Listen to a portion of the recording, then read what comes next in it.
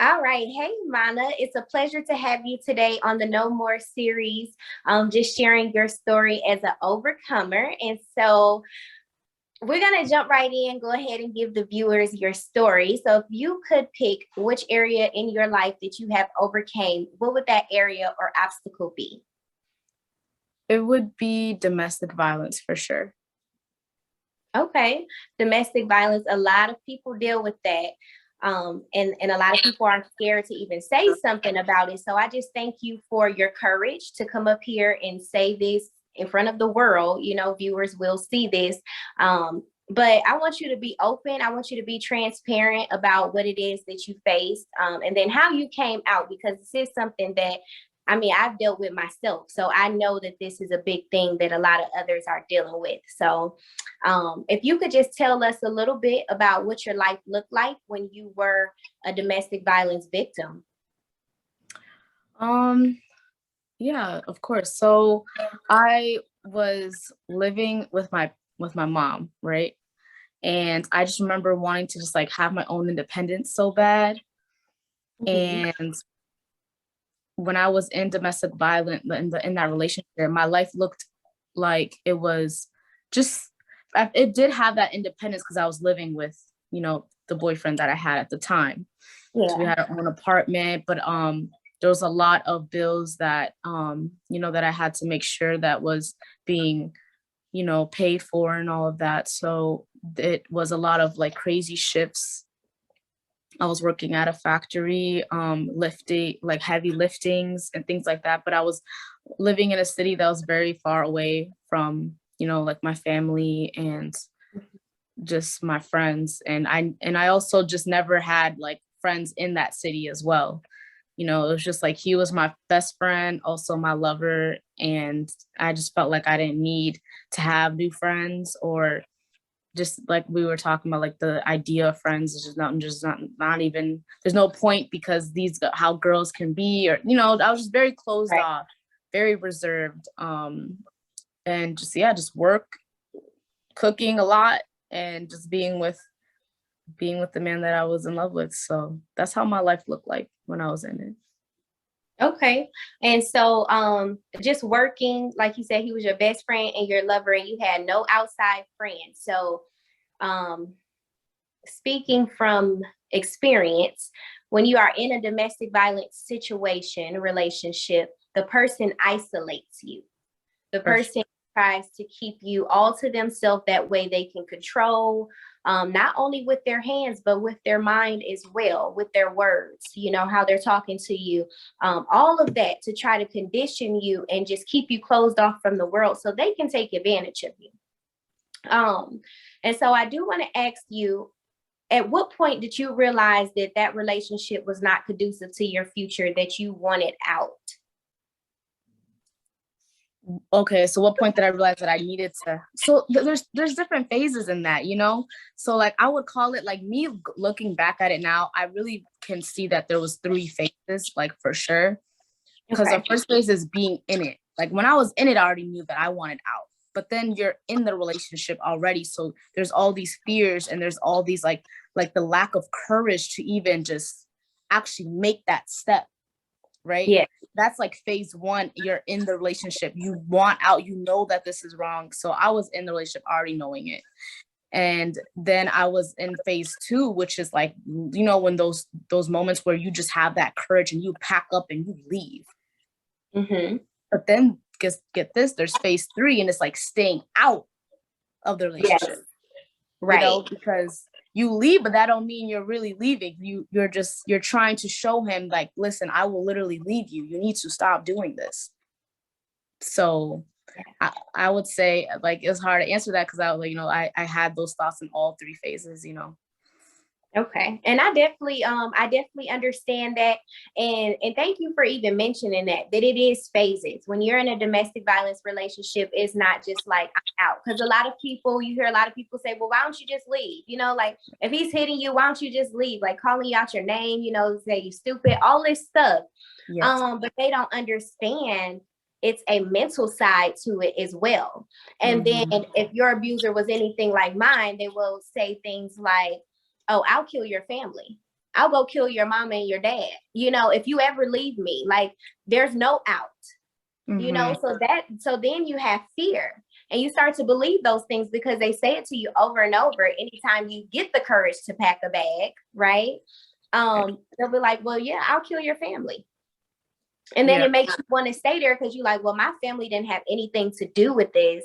And so I think I should just stay to protect them because I don't want to bring them into anything that I put myself into. Yeah. So it is definitely some phases to it. And so you had to go through the phases. So as you were, when was your final out moment? Was that just like, I don't care what comes next, I just want to be free? Or like, what was your final out? It was my final out would be having to be put in the hospital. That was my final out. I had to be hospitalized for almost 2 weeks. Oh my. And yeah, it was that was really my it for me because um I I really thought I was gonna die. And Yeah. so I chose that when the pain was that, now my fear of death got stronger than my fear of him, you Yeah. know? So that helped me just really take it serious. I never saw his face after that, like in person. Yeah. So that was my out, just it being so bad and almost like take having my life being taken from it. That's when it was a completely serious. I took it that third phase that I was telling you about staying out. That's when that happened, because now it's like if I were to even go back, like I can't even. I have pictures to look at. I have all that pain that I went through and trauma, and it's now the really So yeah, that would be my final thing. Okay. Well, I'm glad that you did decide to leave after that because a lot of people don't even, death be the end. And a lot of times we would tell ourselves, oh, it's going to get better. It's going to get better. And so we continue to go back. Even after being hospitalized, we'll go back sometimes. And then it's like, oh, it'll get better. But then the next time it's a casket. And then Right. it's no more. Go ahead. I want to add to that because I just want to know, because I want to add, I had a friend in 2019 in of August. She was in a domestic violence relationship and her life was taken away. Wow. I wanted to add that because you're right, though, because you're right. So many people just go back, but she was my childhood friend that I literally like, we're bound with the heart, type of Mhm. that's it. Like she was my sister. And so when that happened to her, that's all I thought about that day that the abuse was happening.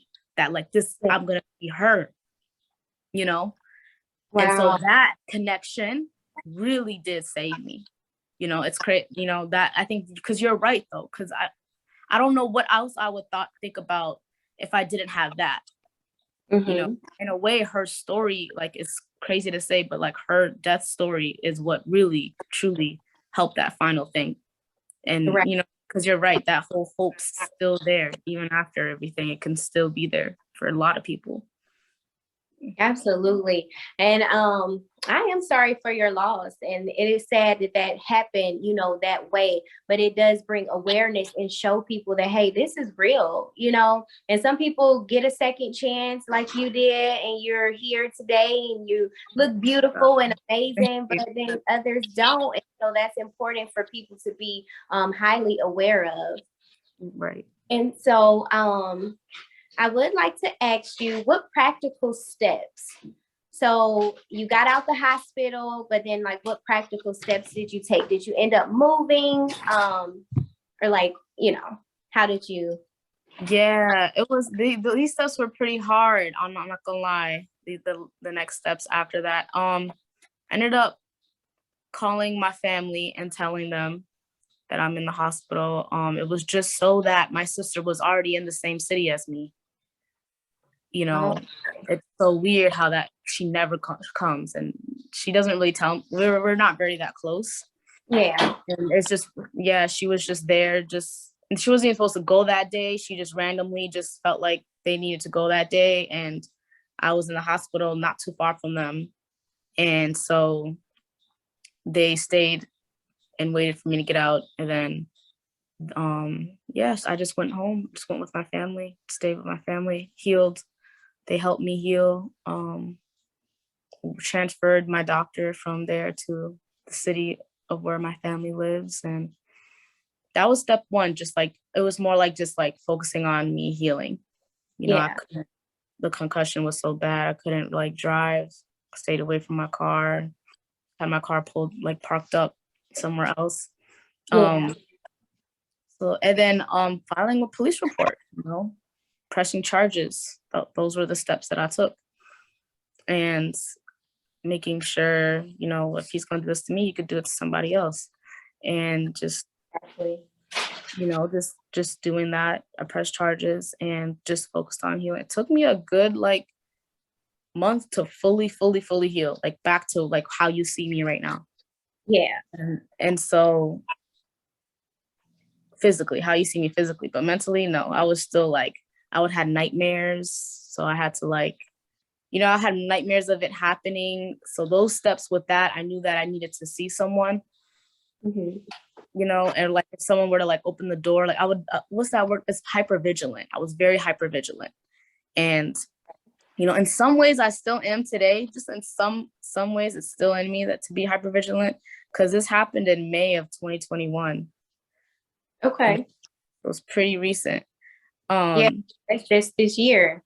Yeah, it's just this year. So yeah, so just taking that moment of like just being by myself in the room that my mom had for me, and then like I would write down on my notebook and had steps like, okay, we're not allowed to live there anymore. I know all my stuff is still there. But I had police patrol the area. I would Yeah. call for patrolling every night, and so they would just patrol the area. And so even if you were to try to like knock or anything, like Mm-hmm. the police he would probably see a cop cars posted up there, and he would just probably leave, change the locks because he had a key, right? And just was in a hunt for apartment searching, like, Yeah. ever since, so just I got approved for somewhere that's in another city, so I started living there on my own, and that's where I'm at right now. And it's just, yeah, doing okay now. Yeah, well, I commend you for getting the courage to leave. It takes courage to leave, although you had the story of your best friend and, things like that. It also took for you to take the step, and say, okay, enough is enough. You had to make that decision for yourself. Nobody was able to do that. And so I just want to commend you for walking away and just relocating. You went to another city, so that's relocating and starting over fresh, just knowing that you deserve more. You're a beautiful woman, so you deserve more, and you don't have to settle for that. And Right. I do find that the abuser, most of the time the abuser is abusive because they don't feel confident in who they are. It's something about them that they lack, insecurity, or maybe something they experienced in their childhood, or maybe a woman broke their heart or something like that, that causes them to reflect and act out this way on people that really is there for them and love them and care. So I just commend you for that. And I'm glad that with it being so recent, you're open to talk about it, because a lot of times we can be free from something, but we'll still like keep it inside. So we're like, yeah, but I don't tell anybody. But just you getting up here and telling your story will set somebody else free. 100%. And not only just set somebody else free, but it's also a healing process for you. Yeah. So the more you tell it, the more you're going to heal yourself. Yeah. I believe you just have to be 1 or 2 steps ahead of someone to truly play that leadership role. You don't have to be 20 steps, 100 steps. You just need to be 1 or 2 steps ahead to tell someone, just take this step to be on at least where I'm at right now. I'm not there, but I'm here. So I can teach you from here to get up to here, So, yes. Exactly. Awesome. And so if you could leave, say if somebody comes across this video and they're a victim of domestic violence, they're currently in that situation right now, all the thoughts that they have, the mindset that they're in, we know what it's like. So what words of encouragement would you give to that woman? So Honestly, it's more like a to-do list. Okay. To-do list number one, if you're in a car alone or if you're somewhere alone, go on Google, go on domestic violence hotline number, and I Mm-hmm. promise, and call them and just fill it out. Because that is what they are there for. And that is what saved me. They were my best friend. Because like you said, everyone else is saying I'm dumb. Right. Everyone else is just, oh my God, why are you still back? I can't with you. We're gonna cut off our friendship if you do this and that. And I'm sure if you're a person who's in domestic violence, you're probably going through that as well. And you don't want to vent about the next fight you had because to that friend, because you already vented 400-500 of times before. So Google this and call their number, and they are literally there to be your friend. They understand that you will go back and you will go back again, and they're there to just to listen to your feelings. And that's step number one. That's to-do list number one. And number two, I would say number two would be to just slowly, if you haven't already, go into more videos like this that I'm having with you. I would Yeah. say talking more about women who has experienced it and left it, and kind of consume your mind with that as much as you can in a day as possible, because we're not here with you exactly, but we're here with you through this screen, and our voices, you can still hear it in your mind. And that is very important because you're able to maybe not take the steps right now, but have it in your mind. Yes. That everything starts with the mind. And and step number three is really honestly ask yourself, is this the person that you can see yourself growing with? Because we are either growing together or we're growing apart. Not everyone's meant for your path and your journey forever. Yes. Right? They're only meant just for that time, just for that moment. And ask yourself, the man or woman that you're sleeping next to, that your significant other, the person that you're with, is that someone that's going to be a part of your growing journey? And if not, you have to be honest with yourself. And that's only something that you can truly answer. Reach in to yourself and answer that. And that's something I genuinely, from the bottom of my heart, would give out to anyone who's watching this, woman, man, anyone. Awesome. Thank you for those steps. Like, yes, it takes steps. Like you said, everything is in the mind. And this mind sometimes can play tricks on us and make us live in fairy tale land. And we think it's gonna get better. And he was drunk, so that's why he did it. And it's like, no, this is reality. And even if he was drunk, the next time he gets drunk, this is gonna happen again. And maybe you'll hit your head on the corner of the table and not come back, like things like that. So I just thank you for being open and just speaking. And then you also, like I said, you have a powerful testimony. And like you just said out of your own mouth, you only have to be a few steps ahead, a step or two ahead, not all the way up here. And so if there is somebody that is dealing with, man or woman, because it can happen either way, that is dealing with domestic violence, and they just want somebody to talk to, and somebody that understands what it's like to be in that mindset, how can they get in contact with you? I have an Instagram that I just started this, like, I believe it was 3 weeks ago. And it's a new Instagram that I started, and specifically for being authentically you. It's authentically Mana. So okay. The word authentically, and then MANA. And that's my Instagram. Anyone is allowed to DM me. And I would check my Instagram every minute of every day. So I will definitely see it.